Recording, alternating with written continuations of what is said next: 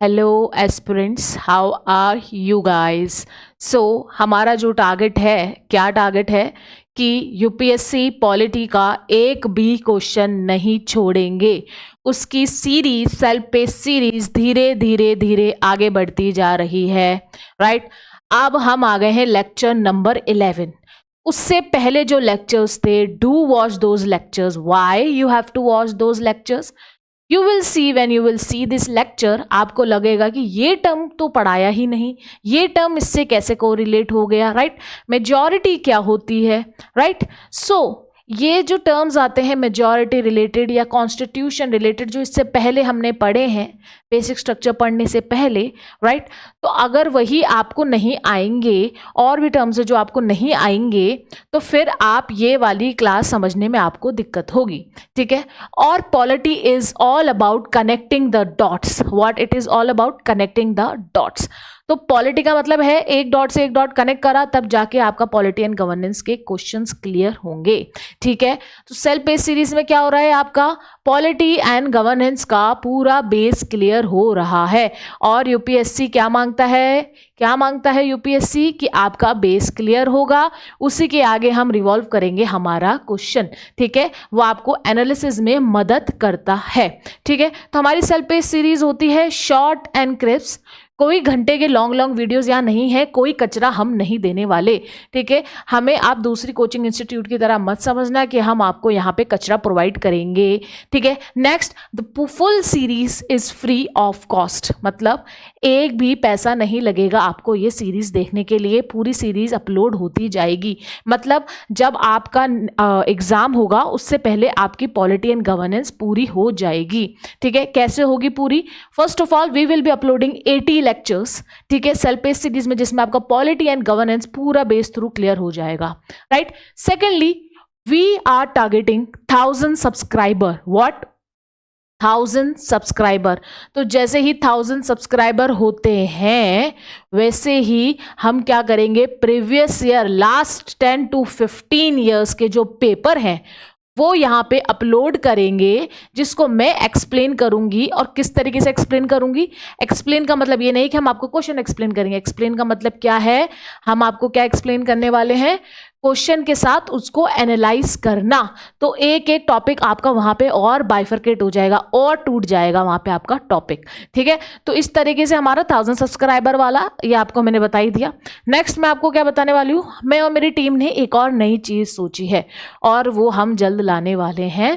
ठीक है, हमने क्या सोचा है, हम सोच रहे हैं आपके जो मॉक पेपर्स होते हैं वेरियस कोचिंग इंस्टीट्यूट्स के एंड ऑल्सो, जो हमारी टीम को लगता है कि इस पे क्वेश्चन आगे अभी जो आने वाला है प्रीलिम्स में, ठीक है, वो बन सकता है, तो हम वो क्वेश्चन भी आपको थ्रू शॉर्ट्स समझाएंगे।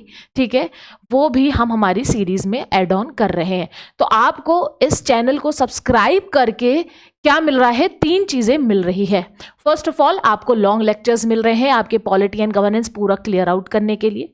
ठीक है, दूसरा, जैसे ही 1000 सब्सक्राइबर हिट होते हैं, रोज previous year question analysis upload होना शुरू हो जाएंगे। ठीक है, लास्ट 10 to 15 ईयर्स के पेपर आपके सॉर्ट आउट हो जाएंगे गाइस। ठीक है, और थर्ड क्या है, रोज डेली 1 क्वेश्चन यहाँ पे आपका सॉल्व आउट होगा।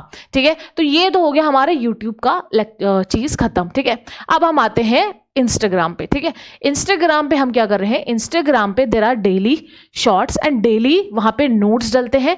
और डेली वहां पे क्या हो रहा है, हम क्या करते हैं कि डेली जो क्वेश्चन जो हम लेक्चर्स में लेते हैं, राइट, वो क्वेश्चंस भी वहाँ पे अपलोड होते हैं। कि अगर आपने लेक्चर में उसको ढंग से नहीं देखा तो you can go to Instagram, और वहाँ पे डेली लेक्चर के बाद जो क्वेश्चन होता है वो वहाँ पे अपलोड होता है। ठीक है, so you can answer the questions there also. ठीक है, you can see some notes also. ठीक है, और वहाँ पे भी आपको नॉलेज ही मिल रही है, वहाँ पे भी हम शॉर्ट्स अपलोड करेंगे जो डेली क्वेश्चन एनालिसिस की होगी। ठीक है, तो यूट्यूब और इंस्टाग्राम फॉलो करने से आपको क्या मिल रहा है, डेली आपको पॉलिटी की एंड गवर्नेंस की एक डोज मिल रही है और वो मिलती रहेगी, रोज़ मिलती रहेगी जब तक आपका पेपर नहीं होता, ठीक है, जब तक आपका प्रीलिम्स नहीं होता, ठीक है।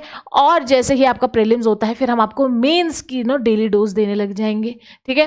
तो एक तरीके से आपका पॉलिटी एंड गवर्नेंस का जो हमारा मोटिव है क्या, कि एक भी क्वेश्चन नहीं छोड़ेंगे, वो मोटिव यहाँ पे पूरा हो जाएगा, ठीक है। तो ये हो गई हमारी बातें। अब हम हमारा बिल्कुल भी टाइम वेस्ट नहीं करेंगे और सीधे लेक्चर पे आते हैं, ठीक है।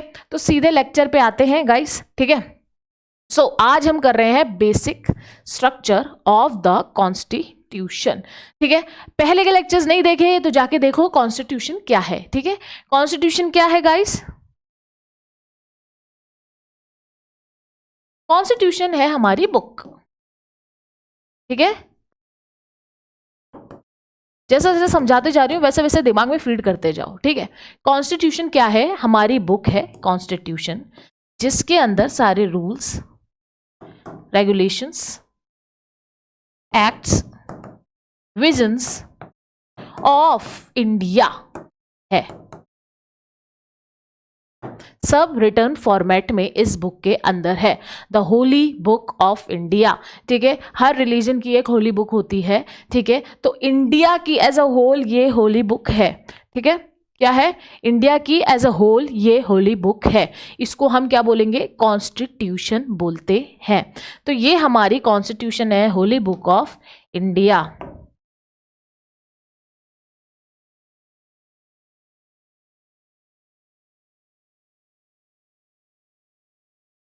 ऑडिट, ये आ गई हमारी होली बुक ऑफ इंडिया, ठीक है। इसके बारे में हमने पहले लेक्चर्स में अच्छे से डिस्कशन किया। मैंने आपको पहले ही बताया था इंडिया एक छोटा सा बच्चा था। क्या था? एक छोटा सा बच्चा था। धीरे धीरे धीरे वो क्या हो रहा है? लेवल अप हो रहा है, ग्रो हो रहा है। जैसे कि आप लेवल अप हो रहे हो इस सीरीज से, राइट। तो वैसे ही इंडिया लेवल अप हो रहा था धीरे धीरे, ठीक है। तो धीरे धीरे इंडिया लेवल अप होता गया, ठीक है। अब वो इस तरीके से लेवल अप हो रहा है, किस तरीके से लेवल अप हो रहा है कि वो आसपास की कंट्रीज को भी क्या कर रहा है, क्या कर रहा है, उससे अडॉप्ट कर रहा है कुछ विजन्स। क्योंकि हम क्या थे उस टाइम पे? क्या था? प्रिंस का राज था, राइट। किंग्स वगैरह थे। किंग्स वगैरह के बाद कौन आ गए? ब्रिटिशर्स आ गए, ठीक है। ज्यादातर लोग क्या थे? अनएम्प्लॉयड थे, ठीक है। देवर अनएजुकेटेड। एग्रीकल्चर बेस्ड था हमारा इंडिया का। तो किस तरीके से आप ये सोच सकते हो कि उनको पॉलिटी एंड गवर्नेंस की नॉलेज होगी? नहीं होगी सर, ठीक है। तो पॉलिटी एंड गवर्नेंस की नॉलेज को पूरा जो भी हमारे फोरफादर्स थे वो उन्होंने यहाँ कॉन्स्टिट्यूशन में डाल देगी, किस विजन पे हमारा इंडिया चलेगा और चलना चाहिए, ठीक है। तो अब वो कॉन्स्टिट्यूशन में इसमें डाल ही दिया, ठीक है। अब डल गया भाई सर, हमारा कॉन्स्टिट्यूशन बन गया, ठीक है। आराम से असेंबली ने हमारा कॉन्स्टिट्यूशन कंप्लीट कर दिया। अब क्या हो रहा है? अब हमारे फोरफादर्स ने क्या करा? कुछ बेसिक स्ट्रक्चर रखा कॉन्स्टिट्यूशन का, ताकि क्या हो, कोई उस कॉन्स्टिट्यूशन को अपने हिसाब से चेंज ना कर सके। क्या नहीं कर सके? चेंज नहीं कर सके। मानो फॉर एग्जाम्पल आपका सबका एक फैमिली में बेसिक स्ट्रक्चर होता है, ठीक है। कुछ बेसिक एडिकेट्स होते हैं जो हमें फैमिली में सिखाए जाते हैं। जैसे कि बड़े को नमस्कार करना है, तो वो बेसिक हमारा आ जाता है। बड़े को नमस्ते करना है, बड़े को सलाम करना है, बड़े लोगों को इज्जत देनी है। तो हमारे दिमाग में बेसिक स्ट्रक्चर फीड होता है। और वो क्या होता है? जैसे ही जनरेशन टू जनरेशन चलती जा रही है वैसे ही वो बेसिक स्ट्रक्चर क्या होता है? दिमाग में फीड होता जाता है। और हम उसी के हिसाब से क्या करते हैं? अपना ढांचा तैयार करते हैं, ठीक है। तो वैसे ही इंडिया का जो basic structure of the constitution था उसका ढांचा तैयार हो रहा था। और ये बेसिक स्ट्रक्चर बहुत इंपॉर्टेंट था। क्यों? क्योंकि आप देखो कोई भी रूलिंग पार्टी आएगी तो वो क्या करेगी? कुछ भी चेंज डाल देगी कॉन्स्टिट्यूशन के अंदर, राइट। तो इससे क्या हो रहा है? लोगों का तो क्या हो रहा है? नुकसान ही होगा ना। बेसिक स्ट्रक्चर चेंज हो गया, लोगों के राइट्स हैं, इक्वालिटीज हैं, ये सब क्या हो जाएगी? चेंज हो जाएगी। क्योंकि लोग सिर्फ अपने हिसाब से ही कॉन्स्टिट्यूशन को चेंज करेंगे, ठीक है। तो basic structure of the constitution इसलिए एक इंपॉर्टेंट हमारा टॉपिक है पॉलिटी एंड गवर्नेंस का, ठीक है। तो बेसिक स्ट्रक्चर में आज हम क्या पढ़ेंगे कि बेसिक स्ट्रक्चर कैसे इवॉल्व हो रहा है। मैंने क्या था कि इंडिया क्या था? एक छोटा सा बच्चा है जो क्या हो रहा है? इवॉल्व होता जा रहा है टाइम टू टाइम। वैसे ही basic structure time to time evolve होता जा रहा है। और सेकेंड चीज, बेसिक स्ट्रक्चर का जिम्मा किसके पास है? जिम्मा है हमारा जुडिशरी के पास। क्या है? बेसिक स्ट्रक्चर का जिम्मा किसके पास है? जुडिशरी के पास है। ठीक है, कुछ भी अगर बेसिक स्ट्रक्चर में चेंजेस होते हैं तो उसकी रखवाली कौन करेगा? जुडिशरी, क्योंकि जुडिशरी बना ही क्यों गई थी कि वो कॉन्स्टिट्यूशन को प्रोटेक्ट करेगा। तो क्या हो रहा है, अब judiciary cases bye cases evolve होती जा रही है। जैसे इंडिया बच्चा था, वो केसेस बाय केसेस क्या हो रहा है? इवॉल्व होता जा रहा है कि बेसिक स्ट्रक्चर क्या है, इसके अंदर हमें क्या क्या रखना चाहिए। वही हम यहाँ पे पढ़ेंगे जो पॉलिटी में पूछते हैं, बस वही। ठीक है, सो लेट्स गेट स्टार्टेड। तो हम पहले केसेस देखेंगे कि कैसे बेसिक स्ट्रक्चर के केसेस चेंज हुए। ठीक है, ठीक है, सबसे पहले तो ये देखो, there is no mention of the term basic structure in the constitution of India. ठीक है, बेसिक स्ट्रक्चर का नाम कॉन्स्टिट्यूशन में गिवन नहीं है। ठीक है, अब देखो बुक में आपका बेसिक स्ट्रक्चर का नाम ही नहीं गिवन कि बेसिक स्ट्रक्चर है क्या।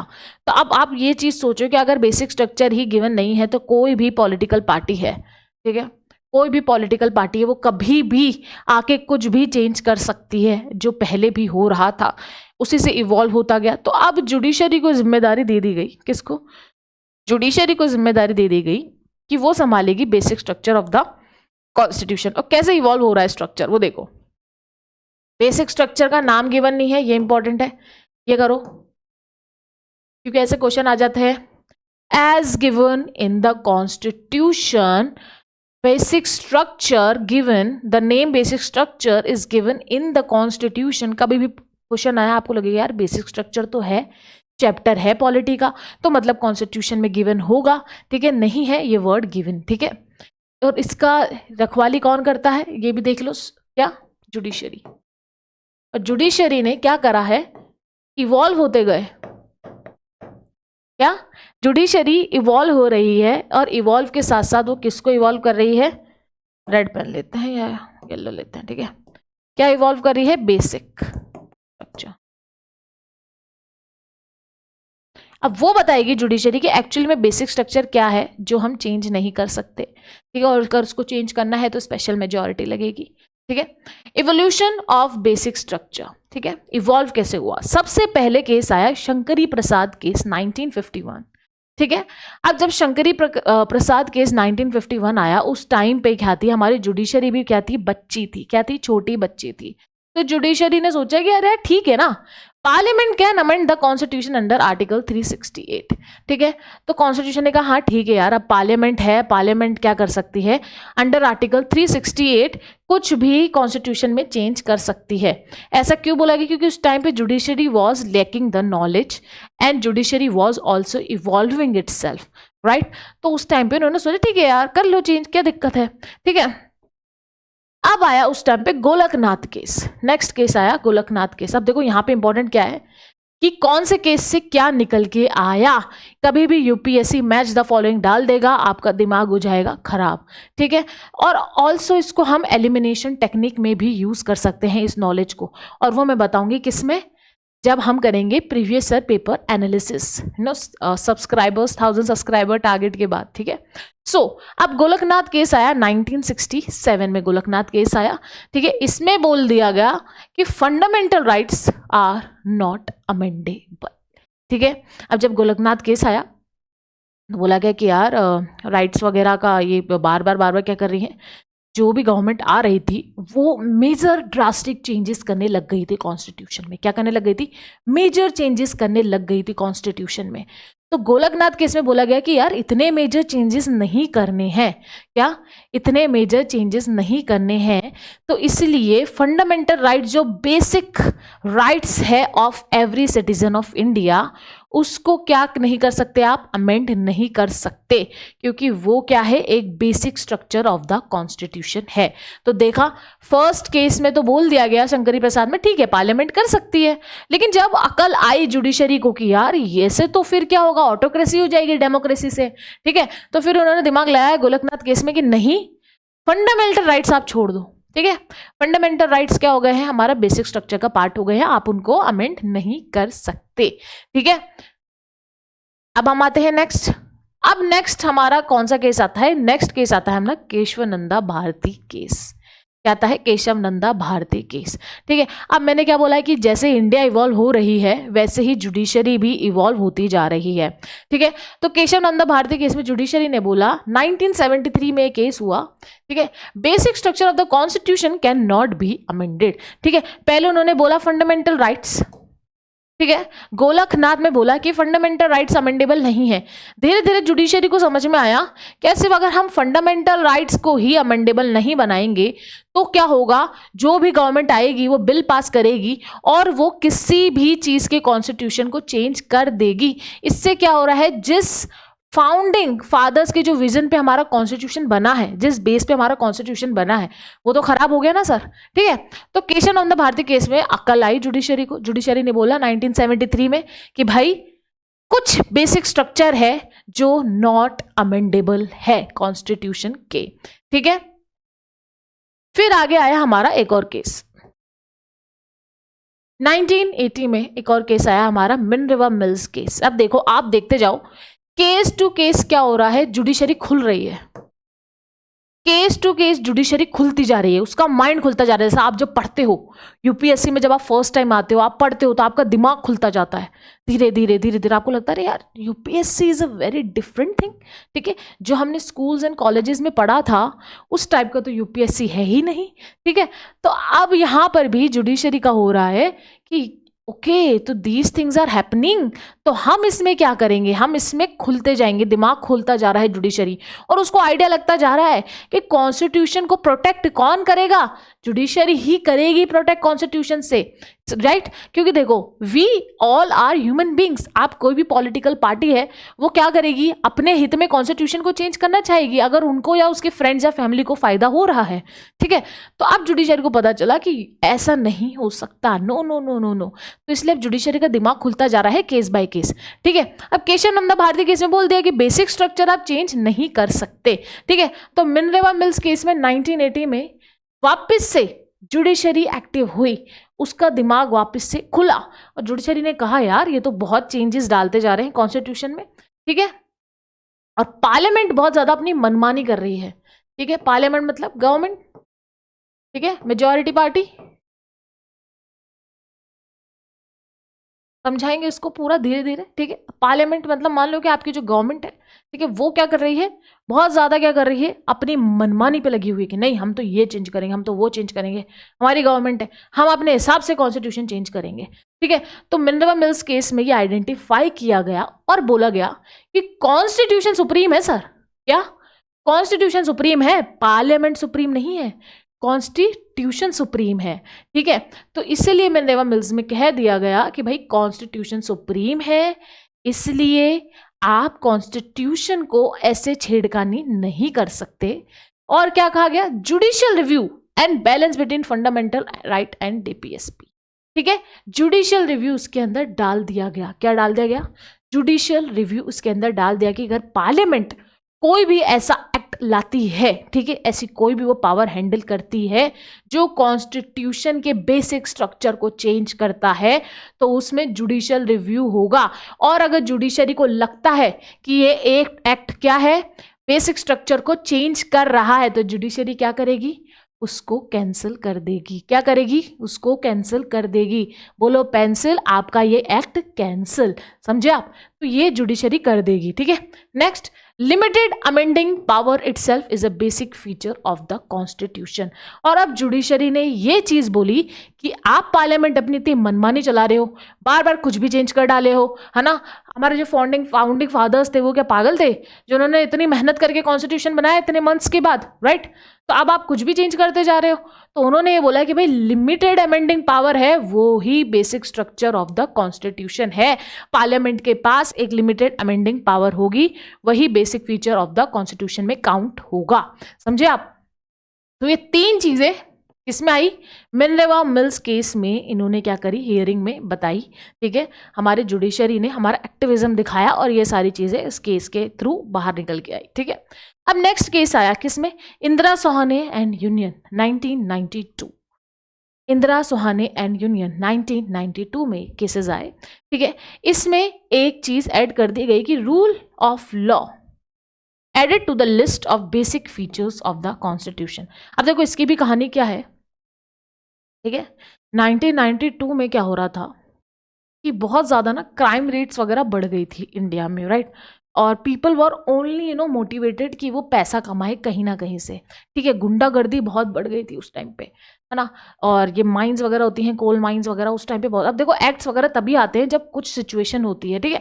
जिस टाइम पे देखो पार्लियामेंट ने अपनी मनमानी करनी शुरू करी तब मिनर्वा मिल्स केस आ गया, ठीक है। अब जिस टाइम पे गुंडागर्दी शुरू हो गई, ठीक है, अब गुंडों ने क्या करना करा, फंड करने लग गए पॉलिटिकल पार्टीज को, ठीक है। और क्या होता था उससे कि पॉलिटिकल पार्टी जब भी जीतती थी तो वो क्या करती थी, जिन लोगों ने उनको जिताया है उसको फेवर रिटर्न करती थी, ठीक है। जैसे कि मान लो लॉ में कुछ गिवन है रिलेटेड टू क्रिमिनल एक्टिविटीज, तो वो क्या करते थे, उस पार्लियामेंट उस एक्टिविटीज को कम कर देते थे, सजा कम कर दी, या लॉ ही थोड़ा सा चेंज कर दिया कि नहीं लॉ के हिसाब से तो ये वाली चीज, मान लो कि किसी के माइन है, ठीक है, तो लॉ के हिसाब से माइन के जो रूल्स है, रूल ऑफ लॉ है, ठीक है, तो वो चेंज कर दिए। क्रिमिनल लॉज थोड़े अमेंड कर दिए, थोड़े चेंजेस कर दिए, है ना। तो ये क्या करते थे, पॉलिटिकल पार्टीज अपने जो सपोर्टर्स थे उन लोगों का हित करने के लिए रूल ऑफ लॉ भी चेंज कर डालते थे, ठीक है। तो इसलिए अब जुडिशरी आ गई उसमें, भाई पावर में आ गई, ठीक है। क्या आ गई, पावर में आ गई इंदिरा केस में। उन्होंने बोला कि भाई ये क्या चक्कर है, आप rule of law he change कर रहे हो। तो फिर क्या करा जुडिशरी ने कि भाई ये नहीं मानेंगे, तो इनको मनवाने का एक ही तरीका है, क्या, कि रूल ऑफ लॉ को भी किस में डाल दो, basic features of the constitution में डाल दो। क्या, रूल ऑफ लॉ किस में डाल दो, basic features of the constitution में डाल दो, पुट फॉरवर्ड कर दो, ठीक है। तो इंदिरा सवानी में क्या हुआ, रूल ऑफ लॉ को भी basic structure of the constitution में डाल दिया गया, ठीक है। अब आते हैं हम SR बोमानी केस 1994। क्या, SR बोमानी केस 1994, ठीक है। अब उस टाइम पे क्या होता, 1994 पे मैंने आपको एक चीज़ बताई थी स्टेट की, अगर पहले आपने लेक्चर्स देखे होंगे आपको पता होगा, चलो मैं एक बार वापस बता देती हूँ। I will not be cruel to you guys, ठीक है। हाँ, अगर कोई पहली टाइम आया तो पहले होगा तो उसको पता ही होगा कि स्टेट्स पे इतनी बाउंड्रेशन क्यों रखी गई थी यूनियन की। देखो उस टाइम पे क्या हुआ था, हम जस्ट आज़ाद ही हुए थे, हिस्ट्री से ही आपको प्रेजेंट का पता चलेगा, ठीक है।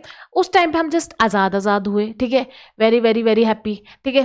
अब मुझे एक बात बताओ, उस टाइम पे आप आज़ाद हुए तो पहले क्या होता था, राजाएं प्रिंसेस रहते थे, राइट।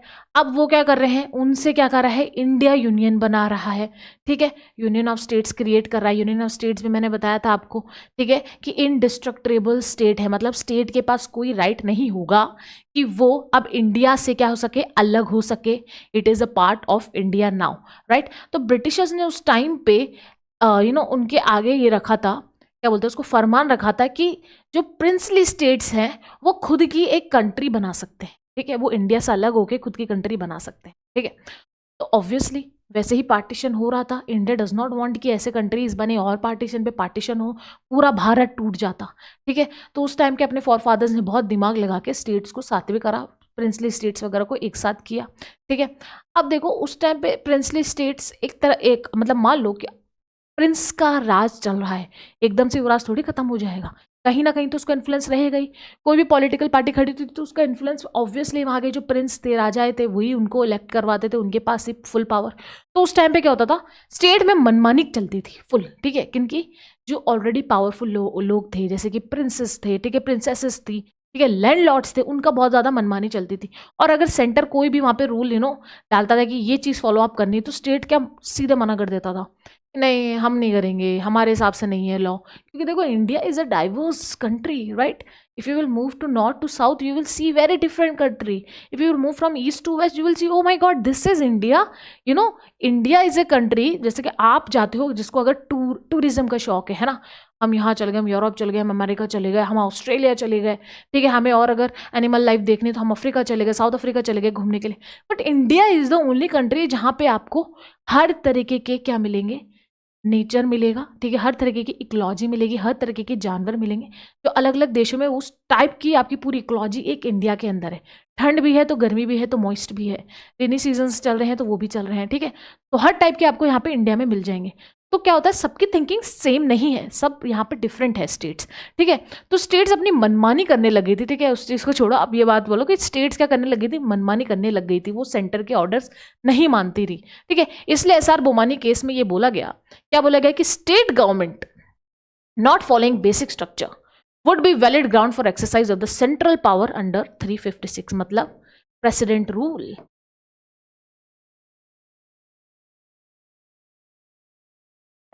क्या बोला गया कि अगर स्टेट ने बेसिक स्ट्रक्चर फॉलो नहीं किया सर, तो क्या लगेगा आप पे, क्या लगेगा, प्रेसिडेंट रूल आप पे लग जाएगा। और ये वैलिड ग्राउंड है, क्या है ये, वैलिड ग्राउंड है कि आपने basic structure of the constitution follow up नहीं किया, ठीक है। तो अब देखो ये केसेस बढ़ते जा रहे हैं, I think this is the last case we need to discuss, ठीक है। तो वापस एक बार रिवोल्यूशन देखते हैं। सबसे पहले आया कौन, शंकरी प्रसाद केस आया, ठीक है। शंकरी प्रसाद केस में क्या था, बच्चा था हमारा जुडिशरी, वापस एक छोटा सा रिवीजन करते हैं, बच्चा था हमारा जुडिशरी, जुडिशरी ने कहा कि हाँ ठीक है पार्लियामेंट को पावर देते हैं, कर लेगा अपने हिसाब से जो करना है। लेकिन जब धीरे धीरे धीरे टाइम आता गया, तो जब जुडिशरी को रियलाइज हुआ, वो भी इवॉल्व हुई, बच्चा इवॉल्व होता है, जुडिशरी भी इवॉल्व हुई, साथ के साथ जुडिशरी कह रहा नहीं हमने तो ये गलत दे दिया। तो जुडिशरी बोल रहा है कि फंडामेंटल राइट, गोलकनाथ केस में, कि भाई फंडामेंटल राइट्स को आप अमेंड नहीं कर सकते, ठीक है, वो बेसिक है किसके लिए, इंडियन सिटीजन के लिए, तो उसको आप क्या नहीं कर सकते, अमेंड नहीं कर सकते, ठीक है। फिर उसके बाद वापस से आगे केसेस आते हैं। आगे में क्या हुआ, केशवानंद भारती केस आया। उस टाइम पे क्या चल रहा था, बार बार पार्लियामेंट क्या कर रही थी, चेंजेस करती जा रही थी कॉन्स्टिट्यूशन के अंडर अपने अकॉर्डिंगली। तो इसमें बोला कि basic structure of the constitution इसमें अमेंडेबल नहीं है, ठीक है। फिर मिनरेवा मिल्स केस आया, ठीक है, उसमें क्या डाल दिया गया कि जुडिशियल रिव्यू क्या है, मैंडेटरी है, किस चीज़ के लिए, पार्लियामेंट अगर कोई भी एक्ट वगैरह निकालता है और अगर वो बेसिक स्ट्रक्चर को करता है, छेड़खानी करता है, उसमें जुडिशियल रिव्यू लगेगा, और जुडिशरी को लगता है कि वो गलत है, तो वो एक्ट क्या हो जाएगा, कैंसल आउट हो जाएगा, वॉइड हो जाएगा, ठीक है। अब फिर इंदिरा सवानी केस में आते हैं, ठीक है। इंदिरा सवानी में बोल दिया गया कि रूल ऑफ लॉ भी क्या है, basic structure of the constitution है। गुंडागर्दी चल रही थी उस टाइम पे, रूल ऑफ लॉ चेंजेस करते जा रहे थे, तो इंदिरा सवानी केस में इसको भी क्या डाल दिया गया, basic structure of the constitution में डाल दिया गया, ठीक है। फिर आता है हमारा एसआर बोमानी केस, उसमें क्या कर दिया गया कि स्टेट गवर्नमेंट को प्रेसिडेंट रूल के अंदर डाल दिया गया अगर वो basic structure of the constitution follow नहीं करती है, ठीक है। तो यहाँ पे हमारे 7 केसेस है, वेरी वेरी वेरी इंपॉर्टेंट, ठीक है। ये 7 केसेस बहुत इंपॉर्टेंट है, प्लीज प्लीज प्लीज ये केसेस लिख लीजिए, आपके प्रीलिम्स में बहुत काम आएगा, मैच द फॉलोइंग में, प्लस ऑल्सो एलिमिनेशन टेक्निक में भी काम आएगा। समझ में आ गया।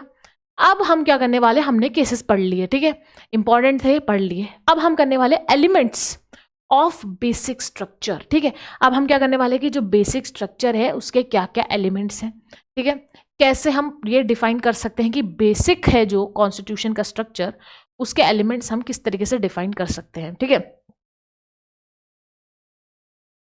जो बेसिक स्ट्रक्चर में डाल दिया गया। अब देखो क्या हो रहा है, जुडिशरी क्या कर रही है, धीरे धीरे इवॉल्व हो रही है, इवॉल्व होती जा रही है, और वो धीरे धीरे जो उनका लिस्ट थी basic structure of the constitution की जो लिस्ट थी, लिस्ट उसको राइट करती जा रही है, ठीक है, क्या करती जा रही है, राइट करती जा रही है। तो वही लिस्ट हम पढ़ेंगे कि कौन कौन सी चीजें उन्होंने राइट कर दी, उन्होंने क्या कर दिया, बेसिक स्ट्रक्चर के एलिमेंट्स में डाल दिया। सबसे पहले उन्होंने क्या डाल दिया, सुप्रीमेसी ऑफ द कॉन्स्टिट्यूशन।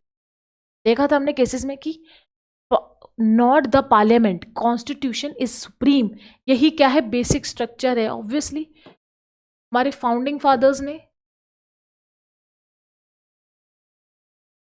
इसको बनाया, तो supremacy of the constitution is one of the thing of basic structure of the constitution का वो एक एलिमेंट है, ठीक है। Next, sovereign, democratic and Republic nature of the Indian public, ठीक है। सॉवरेन मतलब क्या है, खुद का रीन, मतलब इंडिया खुद के डिसीजन खुद लेगा, खुद के डिसीजन खुद लेगा, मतलब कि किसी और कंट्री या किसी और एंटिटी इसके ऊपर पावर नहीं असर्ट कर सकती कि आपने ये डिसीजन क्यों लिया। As being in India, India is what, sovereign, इसका खुद का राज है। कल को आके ये नहीं कर सकते ब्रिटिश कि भाई आपने ये वाला डिसीजन क्यों लिया, no, we can take any decision we want. My life my rule वाला सिस्टम है, ठीक है। तो सॉवरेन मतलब my life my rule for India, ठीक है। डेमोक्रेटिक आपको पता ही है, डेमोक्रेसी चली रही है अपने इंडिया में, इलेक्शंस होते हैं, ठीक है। और रिपब्लिक का मतलब होता है कि रेगुलर वे में इलेक्शन, रेगुलर इलेक्शन। और डेमोक्रेटिक का मतलब क्या होता है? Elections by the people, for the people and to the people, ठीक है। इनके वर्ड्स को मिक्सअप मत करना, ठीक है, मिक्सअप बिल्कुल भी मत करना, ठीक है। वर्ड्स का ध्यान रखना, सॉवरेन, डेमोक्रेटिक और रिपब्लिक का मतलब क्या होता है, ठीक है, लिखना। ये मैंने आपको हिंदी में समझाया है क्योंकि यहाँ पे और भी स्टूडेंट्स हैं जो हिंदी में भी है, तो मैं चाहती हूँ कि दोनों इंग्लिश और हिंदी में समझाएं, थोड़ा इस टोन से समझाएं कि आपको वर्ड का मीनिंग समझ में आए, ठीक है। यहाँ पे आप यूपीएससी में ये बिल्कुल भी मत करना है कि जो स्कूल टाइम पे होता था, कॉलेज टाइम पे होता था कि हमने डेफिनेशन लिखी और डेफिनेशन से आपका काम चल गया। यहाँ पे डेफिनेशन नहीं, यहाँ पे दिमाग की डेफिनेशन लगेगी, ठीक है। तो वही दिमाग की डेफिनेशन करते हैं, ठीक है। सेकुलर नेचर, सेकुलर मतलब हर धर्म जात को इंडिया मानता है, ठीक है। तो उसको हम क्या बोलते हैं? सेकुलर नेचर कहते हैं, ठीक है। कैसे है सेकुलर नेचर अपने इंडिया का? देखो, इसका सेकुलर नेचर का एक एग्जाम्पल बताती हूँ। जैसे कि इंडिया क्या है? India is a majority country for Hindus, right. It is a majority country for Hindu, right. तो अगर कोई भी ऐसी एक्टिविटी जो क्या कर रही है, एक रिलीजन को क्या कर रही है, प्रमोट कर रही है, ठीक है, उसके लिए आपसे गवर्नमेंट कोई टैक्स चार्ज नहीं कर सकती। आपको ये नहीं कह सकती कि ये मंदिर बन रहा है तो आपको ये टैक्स देना पड़ेगा, ठीक है। या आपको प्रमोशन के लिए, दूसरे रिलीजन के प्रमोशन के लिए स्टेट वो कदम नहीं उठा सकती, आपसे वो टैक्स वसूल नहीं कर सकती उस चीज़ के लिए कि भाई ये मेजॉरिटी, हम तो इस मंदिर बना रहे हैं या हम ये बना रहे हैं तो हम आपसे टैक्स क्या करेंगे, वसूलेंगे। इसी को हम कहते हैं सेकुलर, मतलब हर रिलीजन, हर caste, colour, background, everyone is what equal in India, what everything, everyone here is holding the equal panel here, कोई नीचा ऊपर नहीं है। समझ में आ गया? तो ये इसका एक एग्जाम्पल है, ठीक है। सेपरेशन ऑफ पावर तो आपको पता ही होगा, सेपरेशन ऑफ पावर कॉन्स्टिट्यूशन में इटसेल्फ गिवन है, इटसेल्फ। कैसे? सेंटर और स्टेट दोनों की सेपरेशन ऑफ पावर गिवन है, गिवन है पावर सेंटर और स्टेट की, ठीक है। कि सेंटर क्या है, होल्ड करता है पावर्स, और स्टेट क्या होल्ड करती है पावर, इसको सेपरेटली दिया गया है। इसको हम बोलेंगे सेपरेशन ऑफ पावर, ठीक है। नेक्स्ट क्या है हमारा? Welfare state. वेलफेयर है ही, कोई भी अगर स्कीम्स आती हैं, ठीक है, फॉर एग्जाम्पल मान लो मिड डे मील, ठीक है, तो ये क्या कर रहा है, वेलफेयर कर रहा है बच्चों का, राइट। तो जितनी भी हमारी स्कीम्स आती हैं वो सब स्कीम्स किसको टारगेट करती है? Welfarism of India, welfarism of Indian citizens, right. Next, principle of equality. कैसे प्रिंसिपल ऑफ इक्वालिटी? कैसे? आप मेल हो, फीमेल हो या एनी अदर जेंडर के हो, आप अगर सेम वर्क कर रहे हो तो आपका पेमेंट भी सेम होगा, ठीक है। ये इंश्योर करता है प्रिंसिपल ऑफ इक्वालिटी, ठीक है। ऑल्सो प्रिंसिपल ऑफ इक्वालिटी में क्या होता है? If you are of any caste religion, if you are standing in front of the court, they will जज you on the equal basis, ठीक है। यहाँ पे रिच एंड पुअर नहीं होगा, सबको न्याय मिलेगा, तो इक्वालिटी मिलेगी, ठीक है। फ्री एंड फेयर इलेक्शन, कौन करता है free and fair election? Election commission of India.